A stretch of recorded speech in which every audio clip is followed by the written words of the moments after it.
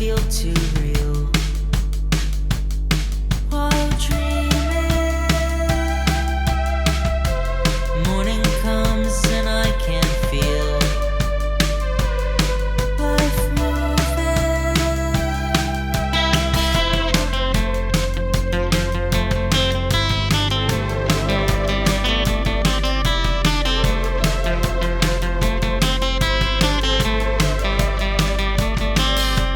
Every day and every night, we're not happy. Different scenes, familiar light. Where are we?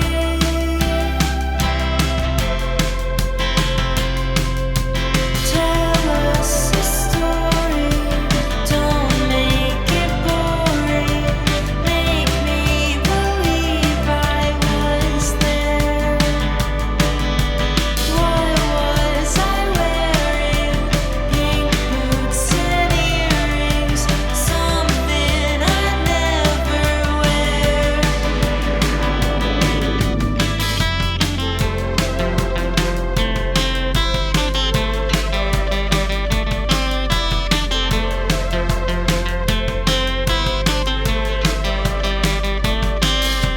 Close your door, turn out the light. What do you see? Is this why we met that night? Do you see me? Does it feel like we're alone?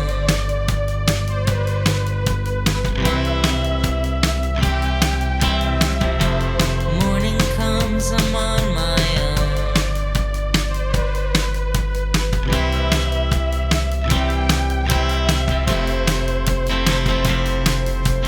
Tell us a story, don't make it boring. Make me believe I was there. Why was I wearing pink boots and earrings? Something I'd never wear.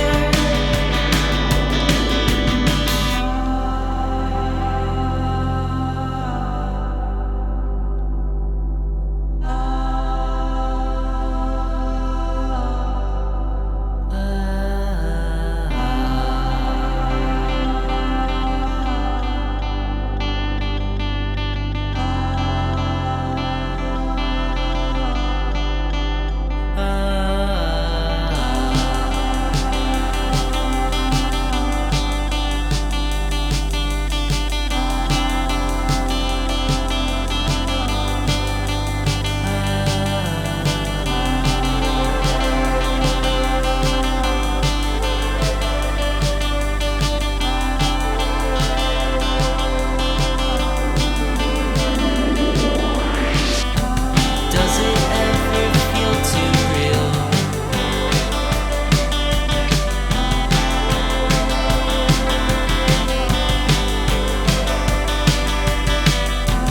Morning comes and I can feel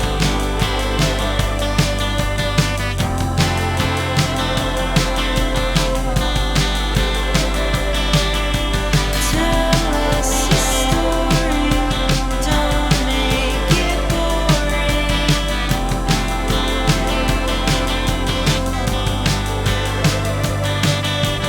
Why was I wearing pink boots and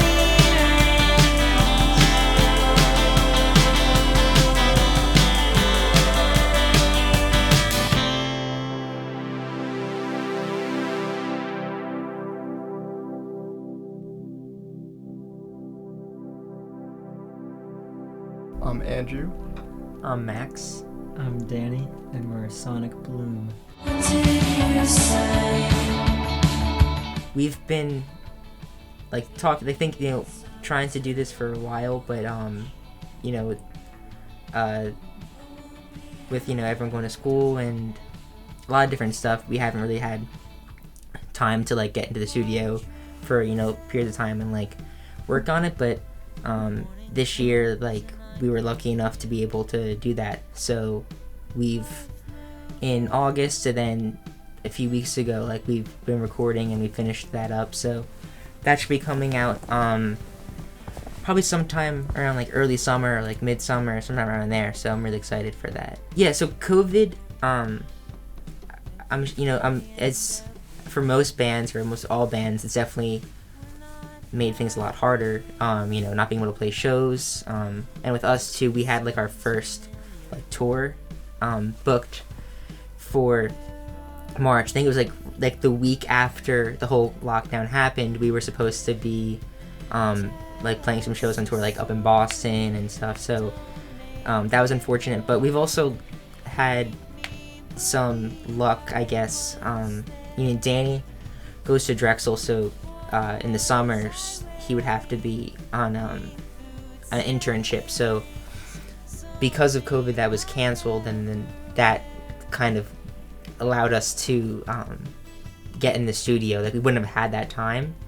And I think also this summer, just like, not being able to play shows or really do anything, we had a lot of time to practice and get ready and like, really work on the songs a lot. So it was kind of like we definitely lucked out a little bit, being that we were all home and had nothing to do. A lot of songs in this album, for example, Max would bring ideas, and then we would, work on them as a band for a little bit, and then we'd do like many different versions of songs, which is something that we haven't always, we didn't used to do that before this album, I don't think so. So we started doing that, and that helped us a lot, and we spent just spending a lot more time and like trying. Experimenting is a huge thing for us, because like if we're not doing something new, I feel like there's not a lot of sense in doing it. A lot of things we do, it's like, oh, I want to do this. And I think when we went and we did a cover of Bizarre Love Triangle by New Order back in 2019, I think. And that was a cool like experiment, and that, I think, at least for me, it helped me to experiment with other songs. Like, obviously we're covering New Order, so like we're gonna use a drum machine, so I had to like teach myself how to learn how to use this drum machine. And I was like, all right, that's cool, so now I'll go use a drum machine. And like I used a drum machine on Aubrey and a few other songs, I think. But yeah, experimentation is also like a huge factor.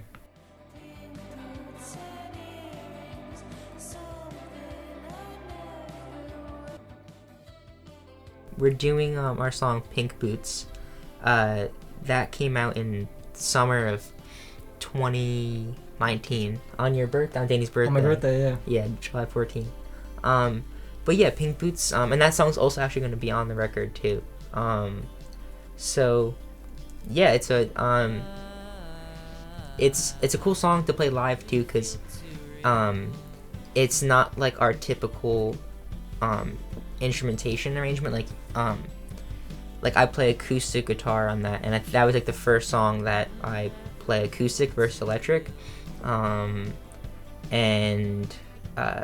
like Andrew, you play synth on that, like lead synth, and then it's also like a lot of like, yeah, there's a lot of new parts that we never did before in that song. Like the vocal, like the bridge with the vocal parts. Yeah, there's like, vocal harmonies, which that was like the first song too, I think, where we, had vocal harmony. So it's fun to play live. So yeah, I think, I'm excited to play this today because with COVID not playing shows, this is, a fun one to play in some sort of live setting.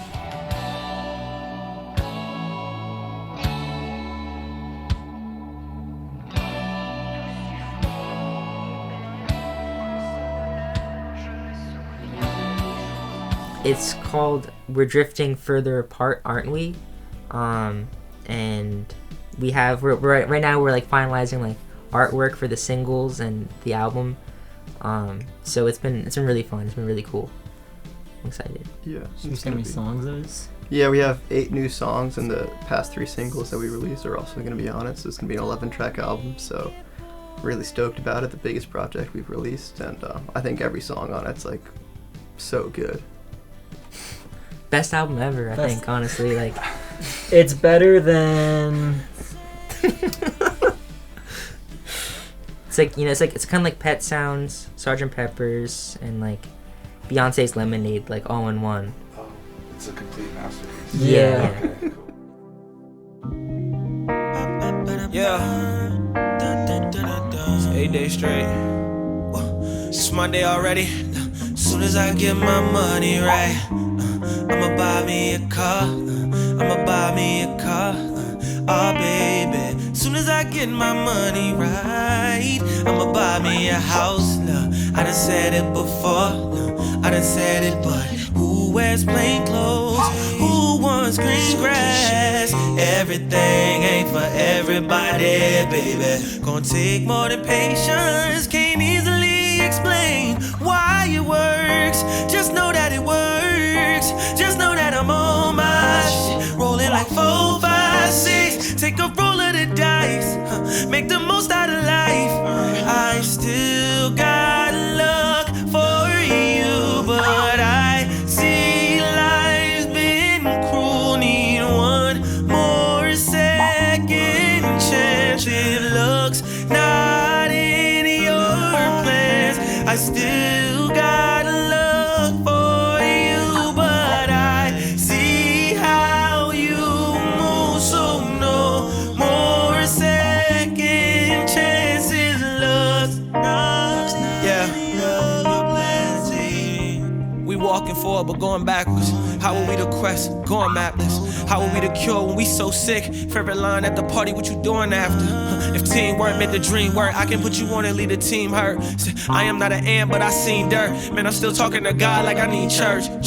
May more blessings fall upon my left hand. Need more co-plays than that white man. Need me a backpack that's full up with white sand. She wanna go, she don't say that thing twice there. Yeah, my backstroke got me swim good. Being frank, girl, you ocean like Beachwood. I done kept every stone they done thrown. I lay those down and turn that to my home. Just know that I'm home, my shit. 4, 5, 6, yeah. Make the most out of life. Just know that I'm on my shit. Rolling like 4, 5, 6.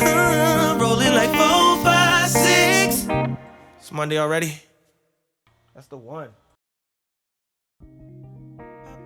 Yeah. 8 days straight. My name is Mike Savage.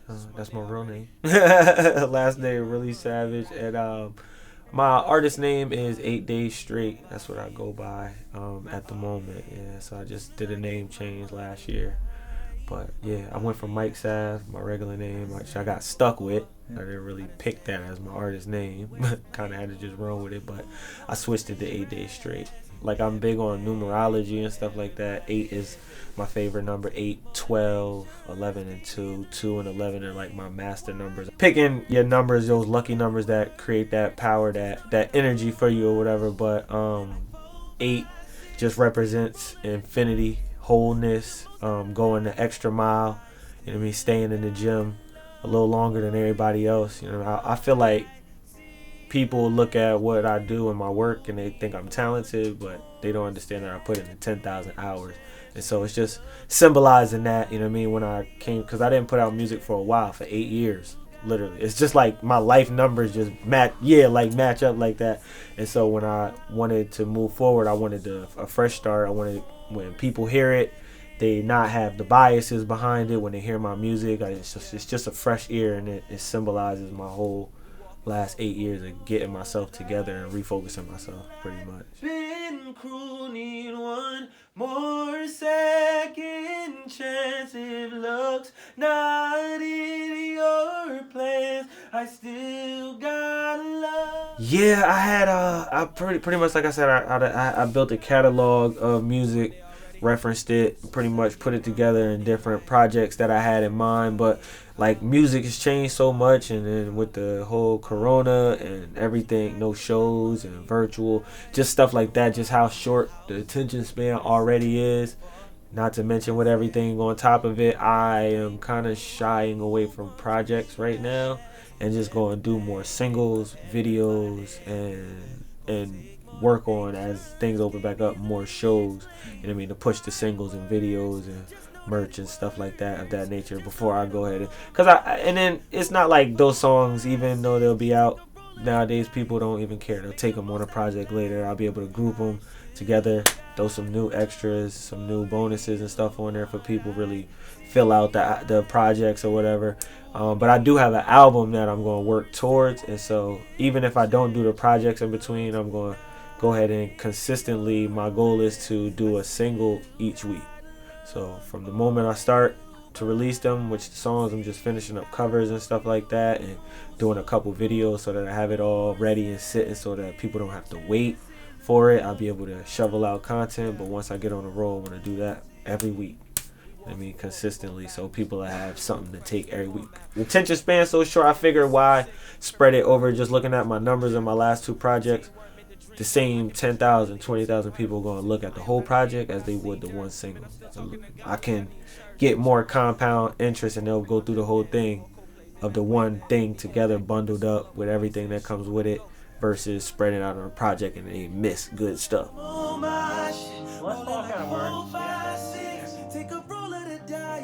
As far as songwriting, my philosophy, I personally don't believe in sitting down writing, and that may or may not be a good thing sometimes, you know. So there are times where I wish that after listening to a song I would go back and rewrite and tune up, but in the moment of creating, I like the moment to be as pure and true as possible. I want it to come out as raw and as natural as I would say it, as if we was having a conversation. The best lyrics, phrases, and content to me for a song are the things that you would say in regular conversation, because they leave that people or when they hear it, it's like, okay, so 4, 5, 6, for example, I could understand why it caught people the way it did, but sometimes I don't understand if people can catch it the way I'm delivering it.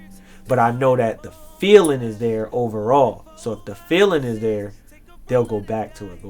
They'll catch something next time. Maybe not something they didn't catch before. You know what I'm saying? So for me, when I go in the studio, it's put on this beat, that beat. We'll run through production for at least an hour, 2 hours. Sometimes we'll go in there and it'll be the first beat. It's never like a routine with me. It's more or less, hey, let's catch a vibe. Let's go grab something to eat or do this before. Okay, we done did something, our energy up. Let's go in the studio right now. Because then I'll have things to rap about or sing about throughout what happened in the day. And I can get a purer song based off my energy right now versus me trying to look at the whole scope of you know what I mean? And then whatever comes out sounding the same or like it meshes together, then I group it. A lot of my songs Made Myself Proud, I think only one of those songs was recorded prior to those other 3. I did 6 songs and I only took 3 from the 6, and then I put 1 from a song that I did earlier in the year that just happened to be acoustic and it didn't fit with anything else. You know what I mean? But the feeling was there. I just didn't have the project for it. So I like to, like I said, make a lot and then sit down and group it later. But it's more the emotion. It's more the content. Because then I could group the story together. I could place the story together by the songs and the concept. So yeah. I love it to just be true. That's it.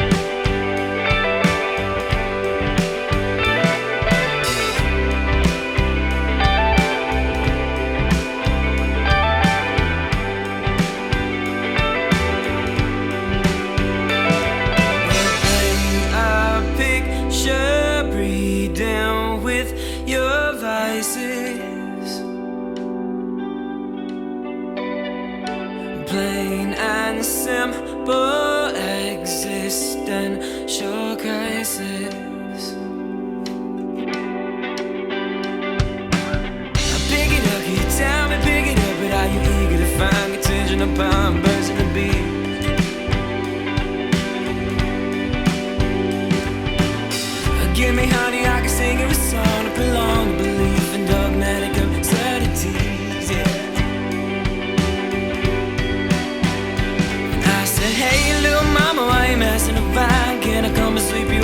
feet. She already know what you're looking for, girl. Is it something for sugar to sweet? You still loving is a thing of the cracks on the birds. Keep on singing if you're willing to pass and believe. I'm a niche. You said I'm just peachy.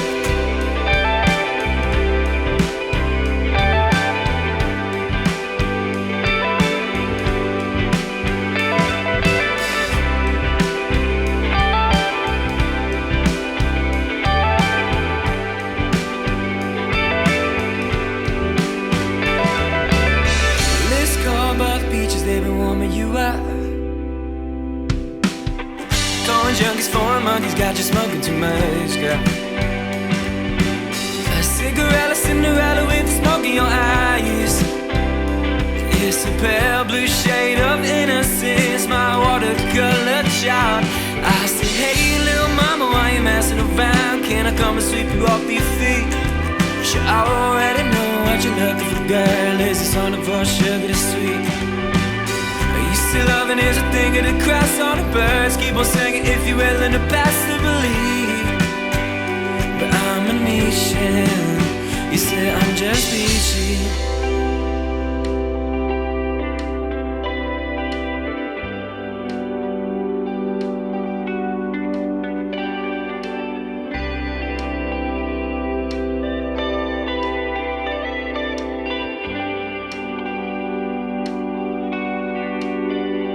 I said, welcome to the neighborhood. I hope you don't stay for good. I know you gonna change your mind, but darling, don't waste my time. I said, welcome to the neighborhood. I hope you don't stay for good. I know you gonna change your mind, but darling, it's a matter of time. And I said, welcome to the neighborhood. I hope you don't stay for good. I know you gonna change your mind, darling, don't waste my time. I said, welcome to your neighborhood.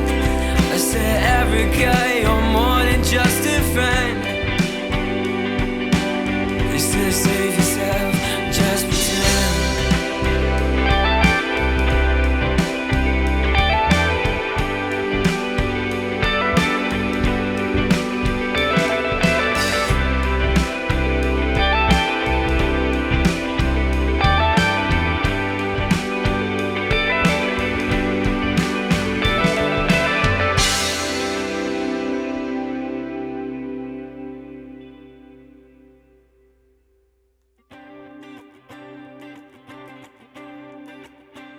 I'm Casey, I'm Brandon.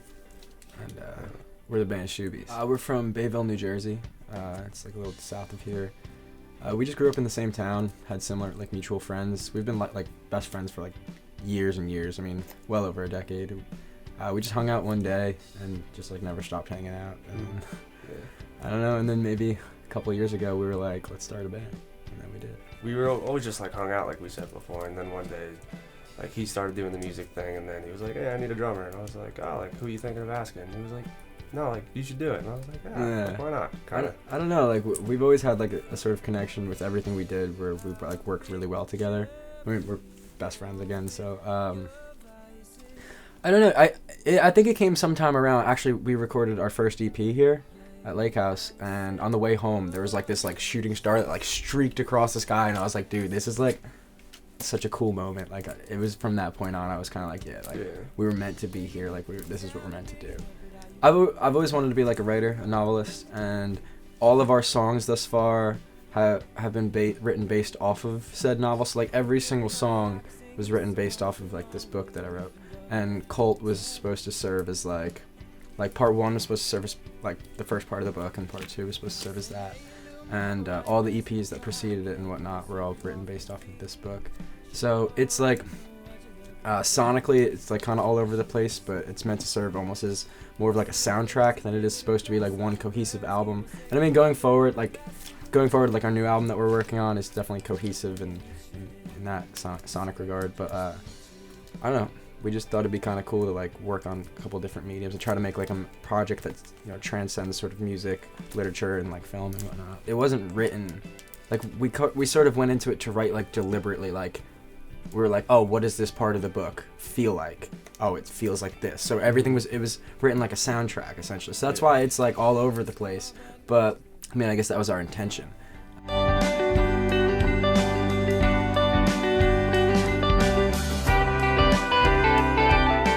We're gonna be playing Peachy. We figured that would be a safe one to play.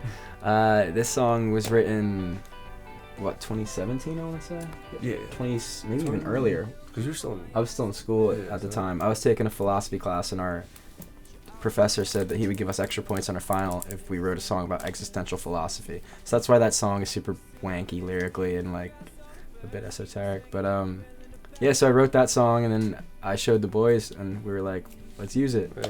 And yeah, so it's just a song about, you know, I guess a relationship between two people, and they both sort of feel this sort of disconnect with the universe, and one of them takes it in a negative way and is a bit nihilistic, and the other one is just peachy, and she's like, I don't care if there's no reason for existing, I'm happy to be here. Peachy came about so organically, there were no preconceived notions in the writing process. Yeah. I actually thought people weren't gonna like it. Yeah, we Like, almost while didn't writing drop it because we were like, people aren't gonna like this song. Like, we were like, we like it, so Yeah. you know, might as well like do the thing. But yeah, while we were writing, we were just like, like we think it sounds cool, so you know, might as well do it. And Yeah. now it's probably our biggest song. probably, I mean, it is. Yeah. Like, for sure, it's our biggest song.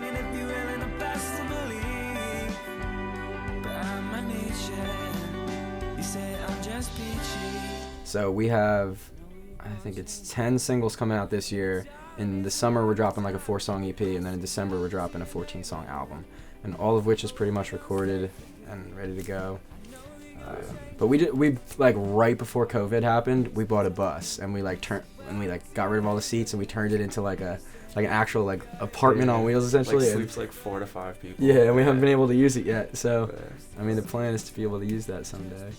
But yeah, we're just gonna release a ton of music, drop some videos, hopefully drop a book, and I that's think it. just kind of game plan for, you know, who knows when stuff's opening back up. So if anything hands off, kind of like not in person, just keep planning for that, and then whatever it happens Yeah. when stuff opens back up. But for now, just keeping it, you know, safe.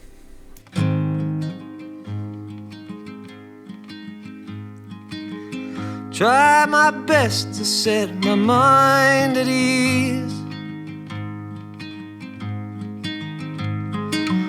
Try to make some sense of it all. My prowess for dodging disease now somehow feels impossible. I was ready for the shoe to fall. Boy, did it ever, like we'd never expect. More ready than I thought possible. Far less though than I could accept.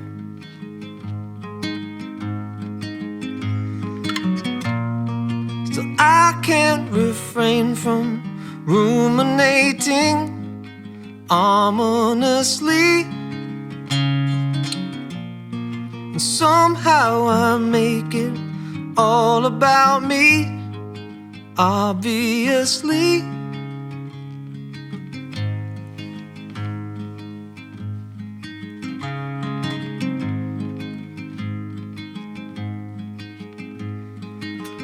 There's a ship on the TV. They say that the crew's getting sick. Turned around and sent back to sea. It's where they'll stay till the end of it.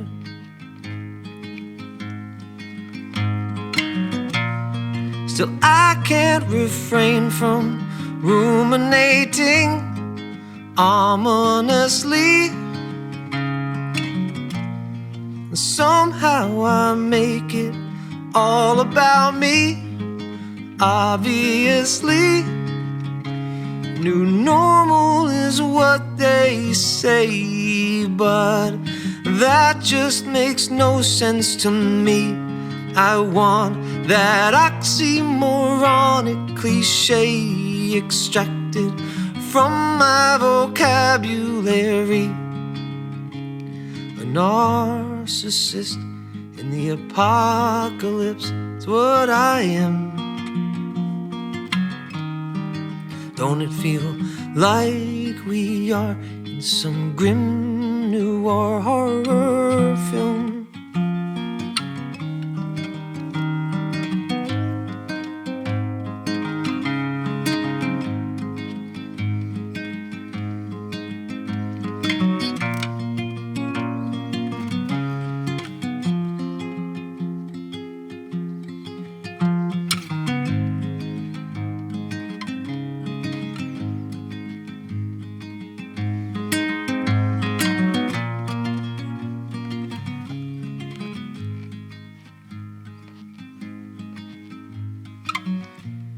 Still, I can't refrain from ruminating ominously.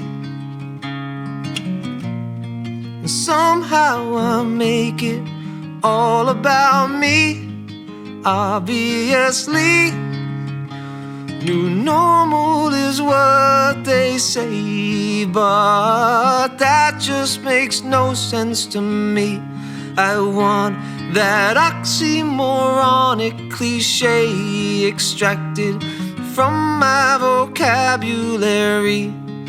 Please, a narcissist in the apocalypse is what I am. Don't it feel like we are in some grim noir horror film?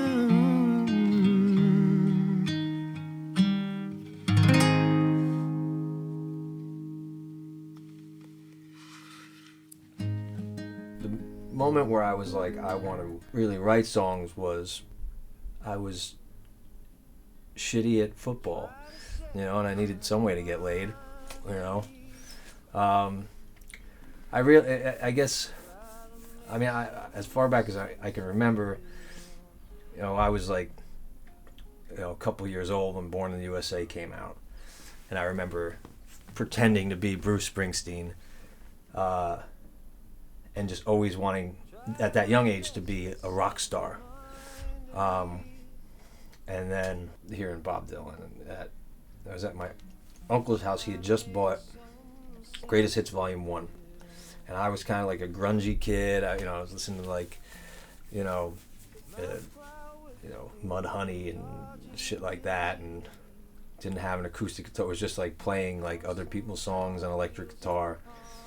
And it was the first time I heard Like a Rolling Stone, and I know, like, shocking, Bob Dylan's a good songwriter, but, I was just like dirtbag, kid, whatever age you are, in 7th grade, and I heard that song, and I went, what is this, and my uncle said, oh, this is Bob Dylan. I borrowed the CD from him. I never gave it back. I still have it, he actually, for Christmas, like 10 years later, bought me a version to give like his back. But the next Christmas, all I wanted was an acoustic guitar, and that was it. And I just, I think like everyone else, I started just basically ripping off Bob Dylan songs.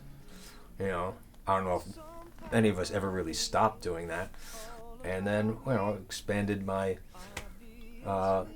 influences. I'm a huge Pedro the Lion, David Bazan fan going back, 20 years. And then, it took me a few years to figure out who I was as a songwriter. I was doing a lot of like story songs and shit like that I don't do very well, but I probably for the first, 10 years I was writing songs. It was like, pseudo cock rock bastard son of Eddie Vedder and Bruce Springsteen bullshit, which is not me at all, but it just was that rock star that I thought I wanted to be. And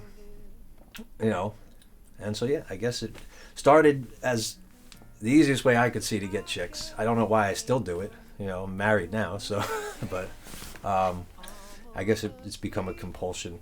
It's one of the few upsides of COVID is my day job now takes place in a room where there's, you know, a piano and 8 guitars, you know, so I have an idea. I can pull something off the wall and get it down real quick, you know. I don't have to go, I have to remember that when I get home, you know. So I guess I'll try to be as prolific as I can before I have to actually re-enter fucking society. Like a catapult, bend me till I'm about to break, and then you let me go. The World on a String, which is on this, is that was one of those. I had a melody and I just went, oh, let me see if I got something, and I found a you know, little note with like one line on it from probably 4 years before, and I went, all right, I'll just use that temporarily as a placeholder, and you know, wound up being the song. Mark Macefield, he wrote the strings for most of the record, wrote and arranged him and Roshane,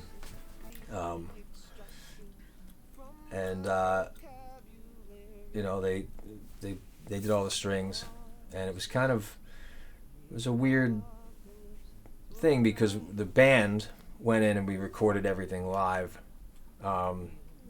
in a barn out in Pennsylvania on one weekend. We all tracked the whole record, and then Roshane and Mark, you know, wrote the strings and brought in the string quartet and did that live, you know, separately. You know, that was basically it. You know, I also love the strings. I wouldn't be able to write the strings if I fucking tried. You know, that's why I just keep smarter people around me, you know, for when I need to do shit like that. And yeah, and we brought Tara Dente sings on it as well. You know, I think it came together pretty well. You know, it's kind of a lead in on the record.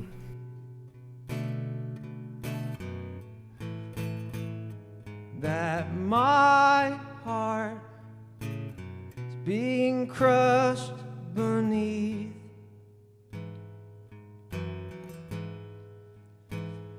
Yeah, this time I swore I would.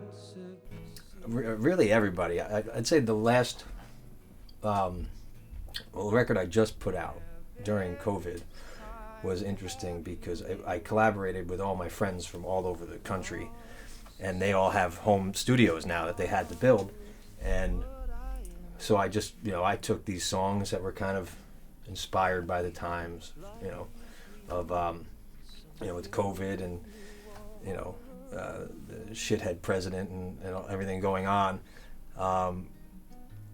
And I just said, here's my tracks, you know, what would you do with this? And so I sent like Sarah Tomac and Brother Love and Alex from Them Vibes down in Nashville. They took a song that I'd written, kind of like a folky tune, and they did something completely different with it, you know. Andy Bova made this like indie, so it was like collaborating with people who I collaborate with frequently, but saying, you produce and arrange and do whatever the fuck you want to this song. And it came up with these 6 songs that were like, everyone was so completely unique because they all come from different influences and styles, and so that probably, I mean, it could just be because it's the freshest release, you know, but really just letting my friends who I knew are out of work musicians, and they're, you know, just like everyone else, they need something to do, you know, and occupy their time, and, you know, 'cause that's the fresh one. It really was special to get them back, having no part in the process other than sending over vocals and guitar and going, and then, you know, getting all of them like within a couple days. Like they were all working on these songs completely different than sending them. It was really cool. It was really special to be able to experience that, like, you know, as a listener.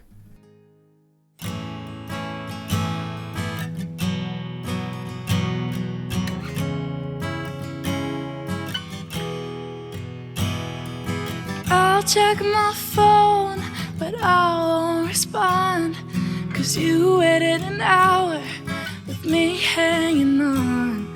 And we have this line that we drew together. The last one to cross it is who's playing better.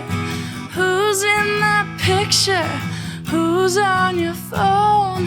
Why do you go out if I'm staying home? I don't wanna put you through jealous and crazy, a side of me, baby, you haven't seen before. And I don't wanna know who you spend your time with 3 in the morning, who's knocking on your door.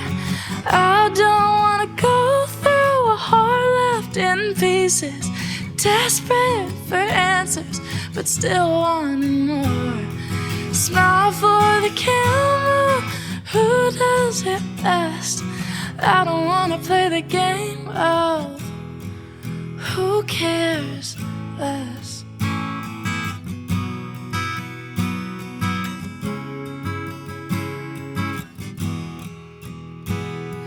It's not what we wanted, but it's not what we show. We're going away, but we're not letting go.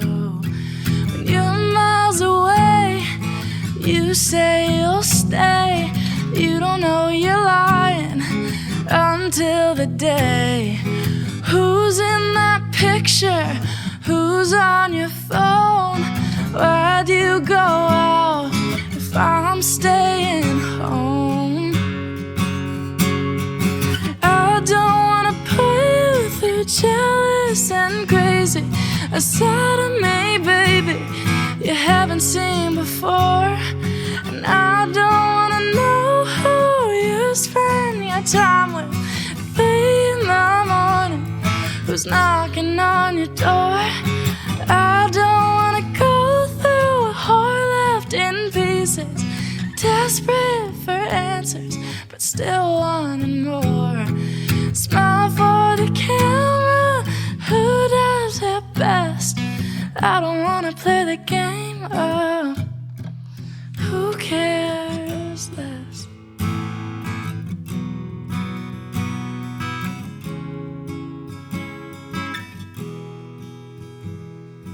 I don't wanna put you through jealous and crazy, a side of me, baby, you haven't seen before. And I don't wanna know who you spend your time with at 3 in the morning, who's knocking on your door.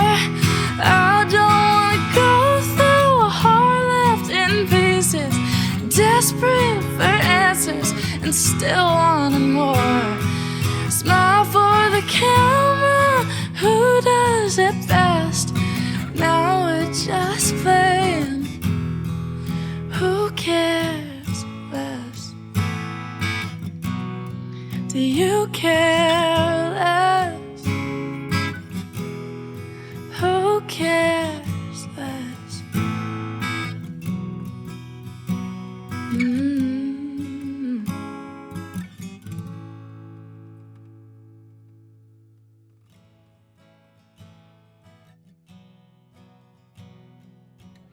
So my name's Georgia Borkowski. When I was playing shows, no one really knew how to spell it. Everyone was like, who, what, Borkowski, what? So I changed it to Georgia Owen, which is my middle name. So that's my name, Georgia Owen. So what got me into music was definitely, I think I was in 7th grade. I started going to a camp called Lake Winnipesaukee. Nope, that's not what it was called, but that's where it was.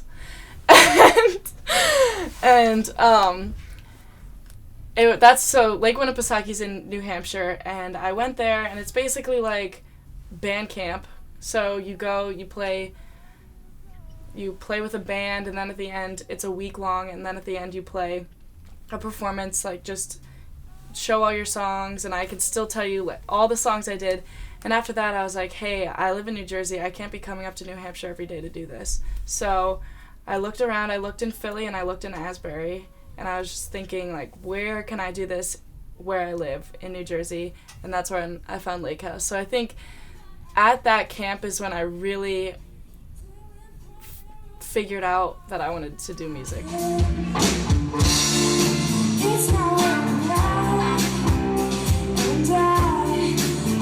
Originally, I'm from Allentown, New Jersey. It's just, it's literally straight down 195 from Asbury. So it's kind of in the armpit of New Jersey.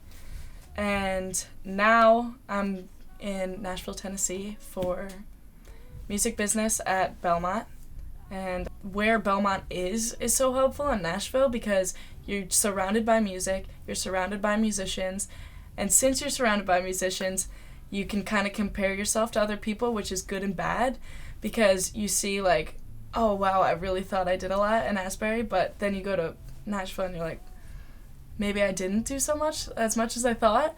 So then it kind of pushes you to make new goals, but it's so easy to do that, and I think everyone does it, and I think that's a good thing, just to have goals and to see where you can be and to kind of push yourself a little bit, but also just remember that everything takes time, which is something I need to learn, and just keep working hard because I know everybody says that, but just kind of be your own person, I think, is really, because I know in high school I was just like so scared to release music and be like an artist, especially in middle school. I don't know, but just kind of be your own person, because in the end it doesn't really matter. Places is all that's going through my mind, 'cause I'm so used to running around trying to stay on time. I think the biggest thing my move to Nashville affected as far as songwriting goes is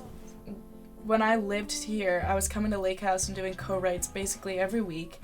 And I kind of felt that I was doing so many co-writes, I kind of thought that I could never write by myself again, because I was co-writing every single week and I was just working on those songs during the week, and I really never started my own stuff. So I think actually being in Nashville has given me like space to write on my own and realize that I actually can write my own songs without other people, but it's also like you learn a lot because you're not at Lakehouse writing with people that are obviously good and obviously gonna help you. Like, you learn that not everyone's a good songwriter, and you learn who you want to songwrite with, and I've found a lot of friends that I think I write really, really well with. So I just think that definitely not being in such a controlled environment like Lakehouse is, and just kind of going into the real world has definitely affected my songwriting, probably in a good way, because it taught me that I can grow and I can write my own stuff. But here I am as the rain is falling.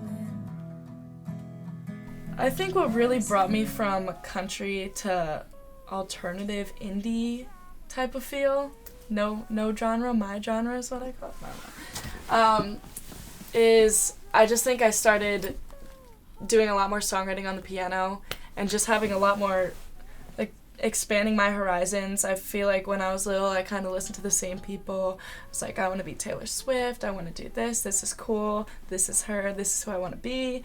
But I feel like since I've been, like, surrounded by music, I've just been influenced by so many different types of genre, like things I didn't even know were out there. And also, I find it a lot easier to produce with a piano than a guitar, because it's just, you can do so much with a MIDI, and a guitar, I mean, it's a lot harder if you can't shred. So so I think that COVID's been a good thing, because I've learned so much, and I've actually had so much, well, good and bad thing, but I just think that I've learned so much during COVID, and I started producing my own songs, and it's kind of like a more DIY type of, I've learned how to do all that kind of stuff. So I think it's been good and bad, but I've definitely had more time for music. We're stuck at home.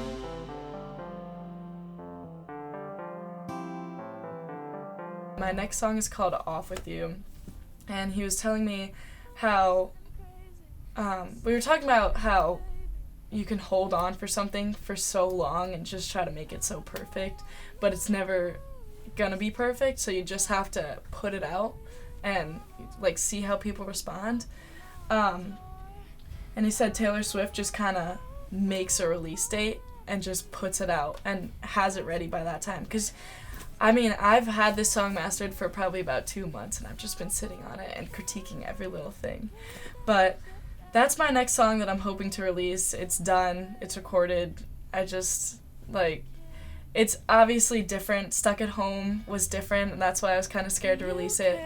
But Off With You, I feel like it's definitely a mix of what I did and what I do now.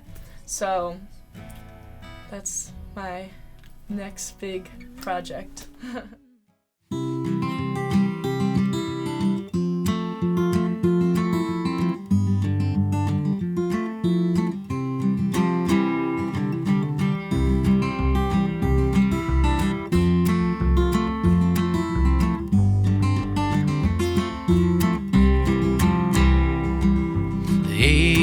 Space and apple pie came down like the Cuban Missile Crisis.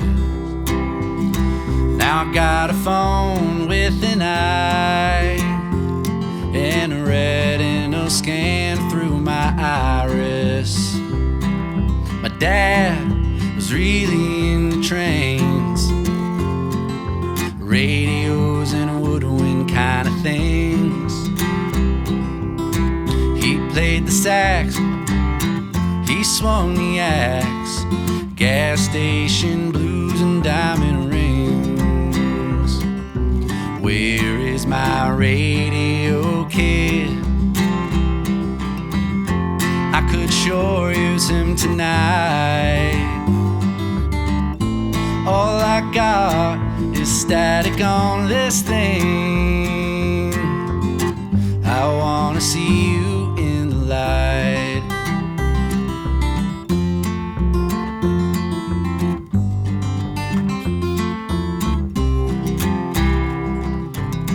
He got the flu and couldn't join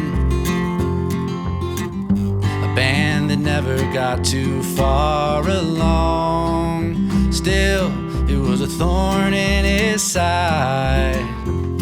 So he left his wife and then I wrote this song. I never knew until he died. Things a child's not supposed to hear. Sometimes all the business is in the front and all the bullshit's in the rear. Where is my radio kid? I could sure use him tonight. All I got is static on this thing. I wanna see you in the light.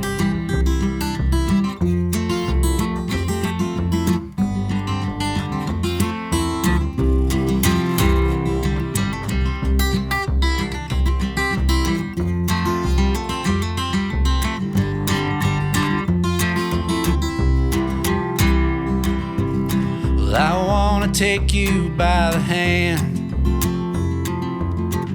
and be a different sort of guy. Still, my blood's pretty bad, although it's not a reason why. Where is my radio kid? I miss him so much I can't speak.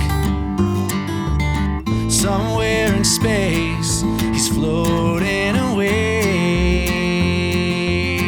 and I'm just earthbound like a freak.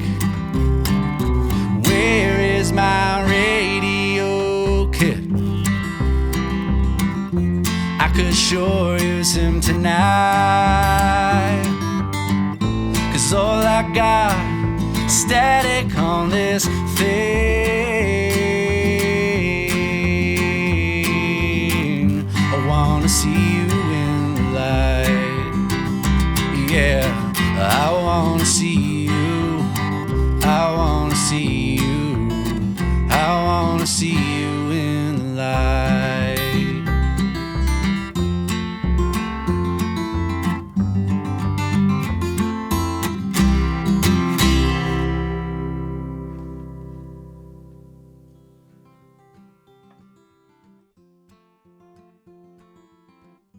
I'm James Black.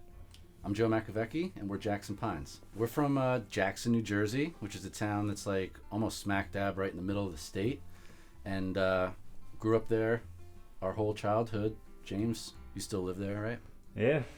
Yep. I live in Philly now, but Jackson is where we still practice and where we, rehearse and where we're going to record our next record. So it's very much, the home base of the band. We met through music. We met because we were both kids who were like 13 and wanted to play in local garage bands.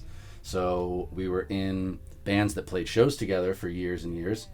I was in a band called Macavescus, and then The Boy Judas, and he was in a punk band called The Peds, and then a band called Mad Feather Group.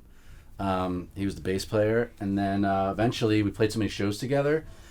There came a time when I formed a new band with other friends called Thomas Wesley Stern. We asked him if he was willing to try to learn stand-up bass, because at that point James was locally to our friends a well-known electric bass player. But then we asked him, and then what'd you do? You just borrowed one? Yeah, our buddy Matt Brown had one in his house, and it was just sitting there collecting dust, and he gave it to me, and it wasn't like the best thing in the world, but it got me through like the learning period, and it got us started doing it, and I kind of just picked it up and ran with it. I don't know. I still don't really know what I'm doing. It's kind of like a learn as you go thing, but yeah. You make it sound good though. Yeah, I try. 10 years later, we got a nice one from New York City, and we've taken it all across the country, and even rented one when we went to London one time.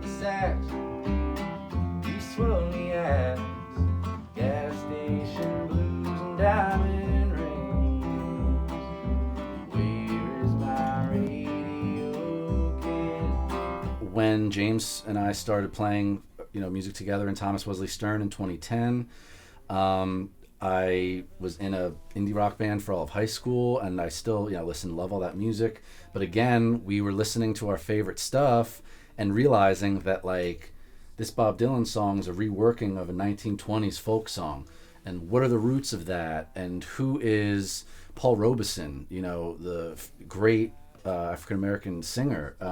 Who is Leadbelly, the great American folk singer? And we just started digging into these old videos, and YouTube was a part of that. Google was a part of that, but also James's expansive vinyl collection was a part of that. But I think the moment that really solidified it for us was we were invited by a close friend, Casey Baker, who's also a great New Jersey musician. We were invited to go up to Beacon, New York, to a meeting of the Clearwater Sloop Club. And it's an environmentalism club for the river that was started by Pete Seeger. And the Clearwater Festival is run by this organization, but every month they have a sing-along, a circle jam, where people are just allowed to come, and you listen to the meeting, and you talk about the issues to help. They have a big sailboat that they take care of every year, and they still to this day sail it up and down the Hudson, and they were a big part of helping clean the river over the last 40 years. Long story short, we got up there, and Pete was actually there that day, and we got to watch him sing. He was 92 at the time, and it was just like an epiphany kind of moment. We were exactly where we needed to be at the time, and we went every month for a long time, and even got to sing with him once. He joined us on a song that's on YouTube somewhere. And that moment when he sang with us and came up, we were doing a tune, and he was sitting on the side, he walked up and just inserted himself into the band, which is probably the coolest cameo of all time. I don't know if we could top that one. It's pretty serious. But that was the moment where I was like, okay, I'm dropping out, because I'd already been skipping exams to go to shows and drive to other states and go to meetings and stuff. But that was the moment where I was all in 100% and try to find our own way to work with the material and just say our own stories, tell our own tales. That's, I guess, what it is. Yeah, no, I mean, I pretty much hopped on the train right after that, and then I'd go with them up there, and that really drove it home. This is what I want to do for as far as music wise, and yeah, I mean that's pretty much it. I mean, that was a serious moment, so yeah, it was cool. Still my blood is pretty bad.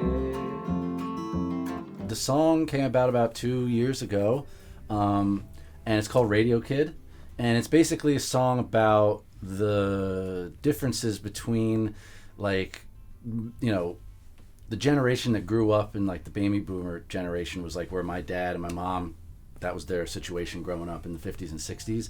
And that sound influences our music a lot, you know? So it's kind of tying together these loose ends of, like, you know, people who grew up, like, building their own radios and, like, train sets. Lionel, like, that was, like, my dad's stuff. Like, he worked for the Ampeg amp company in high school in, like, Central Jersey. And, like, all that kind of, like, do-it-yourself, homemade music kind of stuff. Connecting that to, like, today a little bit, and what's still there, but also what's been lost since then. But also how, like, that generation, too, is still with us today, and in our current melee, and how, like, some of those things can come together and also fall apart in their own different kind of social ways. So what you hear is me singing from the perspective of a character who's remembering his dad as, like, this kid and trying to compare their childhoods but not being able to reconcile them, really. And just kind of hoping for a reconciliation somehow with the generations, you know, whether it's in this plane or in the plane to come. But that, you know, that's to be determined. Jackson Pines will be on the new compilation, and we're putting out a new record in a couple months this year. We're just about to record it, and there's a bunch of new videos from our adventures through quarantine last year that we're about to come out. So check out www.jacksonpines.com, and all our music is on Bandcamp. Thanks. There's a light left on, but ain't nobody there. I'd give all I have to know somebody cared.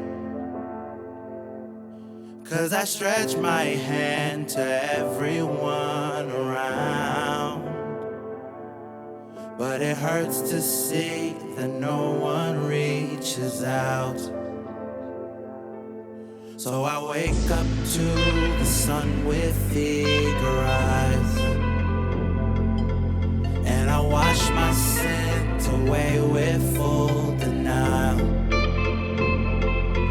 'Cause I'd rather run away than face the shame. It would hurt to see such pain tied to my name. Yeah, yeah, what's wrong with me? I used to dream about living my life on the edge. Plenty of time to be catching those Z's when I'm finally dead. I tried to appease them, I tried to do something to help us survive.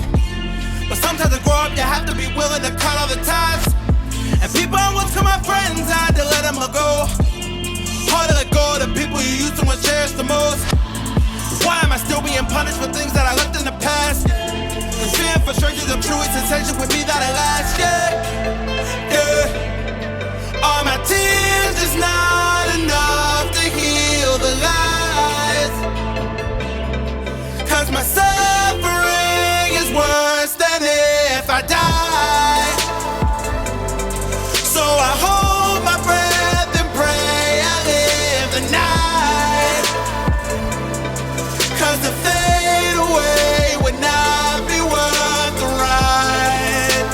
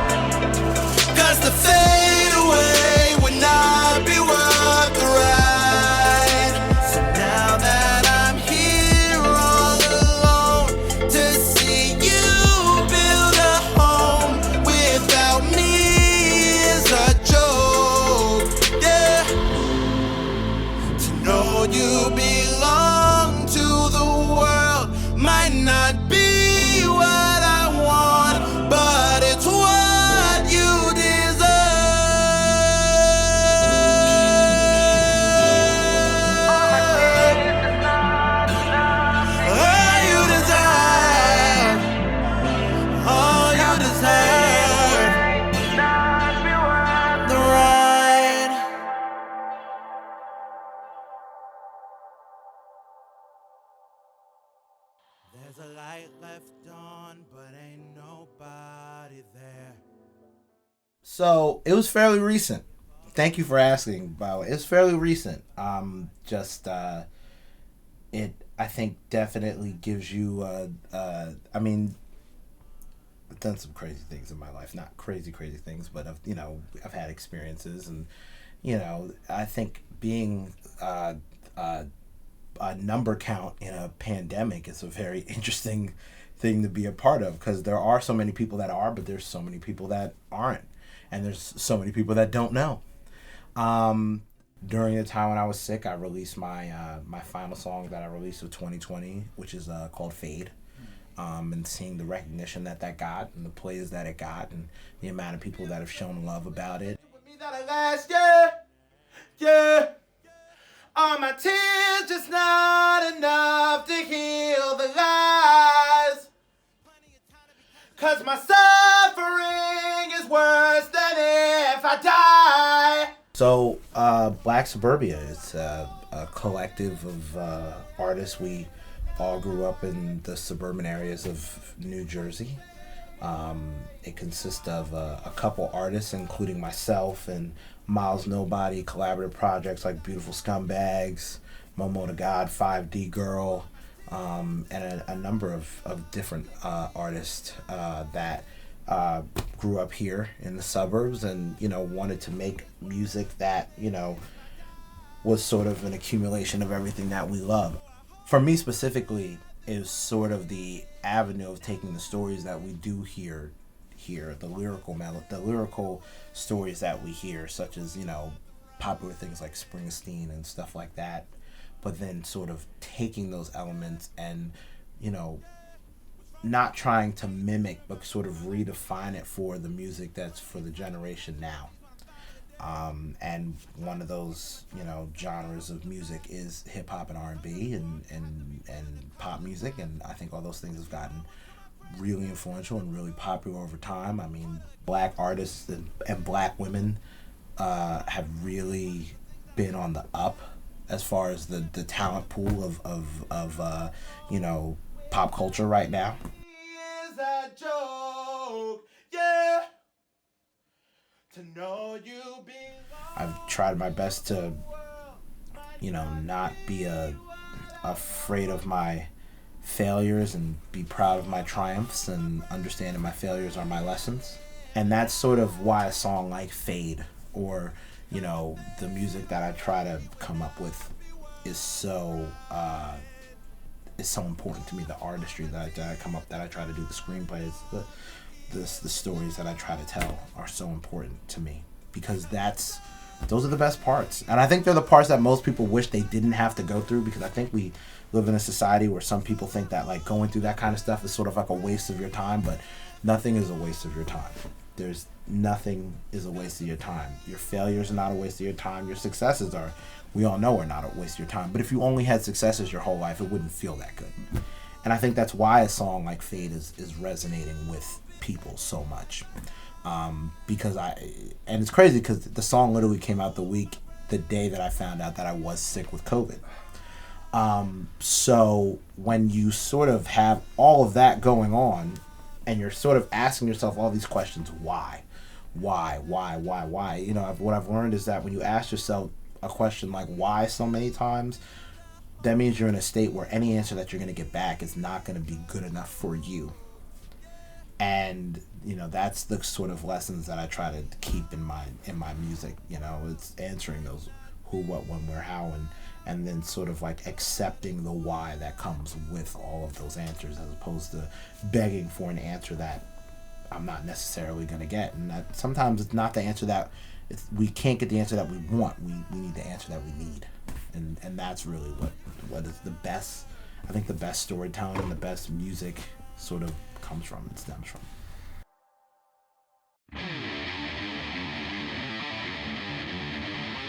My name's Erik Schmidt. I'm a tattooer over at Neptune Tattooville, and I've been there for about 13 years. And through the tattooing, I got introduced to doing the artwork for this album. It has like a definitive line work and a lot of black shading, which is, two key aspects of a traditional tattoo. So it's very bold and contrasty. So should be able to kind of see it across the room and be able to identify it pretty quickly.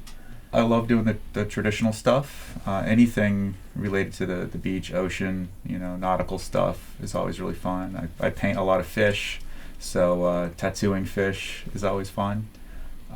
Or anything that's in the sea. When I started seeing people with tattoos, I said, that was cool. That's really cool, and I want one. And they're a little bit addictive, so you get one, you want another one, and another one. And then just being around other tattooed people, music scene people, I ended up meeting a guy who owned a shop, and got my first start there. Started as just a floor job, cleaning up after the artists and helping customers, and turned into an apprenticeship. So I've always loved drawing, and so it's nice to be able to do what you love, I guess. I was an art major in college, so I had drawing ability, but translating that to the tattoo world took some getting used to. I had to unlearn some things and relearn how to do art on the body. It's not like paper, and just a lot of things. People skills. It's a very intimate job. You're right there, one-on-one with a person, very close to them. So that took some getting used to. As far as something I'm working on now, I'm always trying to paint on the side when I have time. Whether it's just doing a study on a tattoo or color studies, and that actually kind of morphed into some side work that I do, which is painting. I paint a lot of fish, just especially because there's a lot of fishermen in the area. I've been asked to tattoo a lot of fish, so it was just natural to want to draw some, and now I've drawn like over 50 fish and make prints of them, and some of them end up becoming tattoos, which is pretty cool. I'm actually I'm in a band with my boss, so we'll tattoo all day. Then when we lock the doors, we'll set up in the lobby of the tattoo shop and practice. That's maybe a little bit of a place where they kind of intertwine. My co-workers have introduced me to a lot of music, because we listen to music all day. You're just sitting there tattooing for 9 hours, and music's always a big part of it, because that's kind of the inspiration. Some days we're listening to metal, some days we're listening to folk, some days it's hip-hop. It's just all over the place, and try to keep it fresh. And it's always kind of like trying to do a palate cleanser the next day, something different, totally new. If anyone is looking to get tattooed, I have a pretty wide range of styles that I like to do. I'm not specifically one thing. And also, Neptune Tattoo, or Neptune Tattoo. And then as far as my paintings and stuff, you can go to offshoreartwork.com, and it's got everything I've done on there as far as artwork. But just really, really happy to be part of something, the cross between the tattooing and then doing artwork for music. I think it was meant a lot to me. It was really cool to be a part of it. I cared a lot about what I was doing on more of a personal level. So it's been great. I don't know my fate, feeling changed. My name's Akin, formerly known as Lance Ambrose. I was really sheltered as a kid. Up until I feel like high school, I was pretty sheltered. And the internet. I feel like it's better even to say I was raised on the internet. Like, just being online and, like, messing around in different online communities, from, like, games to, like, Reddit to wherever. That's where I feel like I've grown up the most, you could say. Last summer, but I still think about you. But I'd rather be gone without you. Wonder what I'm gonna do. Life mountain, I'm on a mongoose. Falling down, going down, but I'm never falling down. Going down, falling down, but I'm never going down, never. Music's always been a part of my life. That's so cliche, but I've been playing the piano since like middle school, like here and there, and then like I took guitar lessons in middle school. Didn't keep up with that one as much, but I started producing just for fun at one point, like in high school, but I didn't decide to take it seriously, and I didn't believe that it was a thing until I saw Brockhampton in 2017. That's when I was like, whoa, like, that's, again, cliche, but, like, they, like, I was like, whoa, like, these are people that are just doing it. Like, they're just, you know, like, that's, like, it's like I could, like, really relate with who they were, and, like, they spoke to me, like, in high school. Like, I was like, whoa, these are, like, the people that are, like, kind of shaking it up, I guess. It wasn't even that they were shaking it up. It was just the fact that they were doing it, and they seemed so close to me. Like, it seemed like I was, like, 18. They were, like, 20, early 20s. I was like, whoa, like, these people are doing what they're doing with the means they have at the age they are, and they're just doing it. It made it real, I guess, you know? And then from there, it was just the journey of, like, figuring out how I'm going to do it and be myself. High tide, down back roads I fly. I'm tired of catching up to you. The wind in my eyes, but I never did cry. Yeah. Stuck on the side of the road, my arms up on high, reaching out and hoping that you be here in my life. Yeah. T1 is a song I wrote a year and a half ago, a little bit more, almost 2 years ago now, and it's performing it is going to be an interesting analysis of the past that was an analysis of the past, if that makes any sense. It's like you go and reflect on your life experiences when you write a song, and a lot of me, for me, my songwriting is super emotional. So like everything that I come up with an idea and I take an emotion that I was feeling and I try to convey that in sound. Not even necessarily in lyrics sometimes. Stuff stays vague, but I want you to feel it when you hear it. And I think that when you hear that song, you can feel something. And it might not be specific to the same thing that I was feeling, but you're going to interpret it in your own way, and you're going to get your own meaning out of it.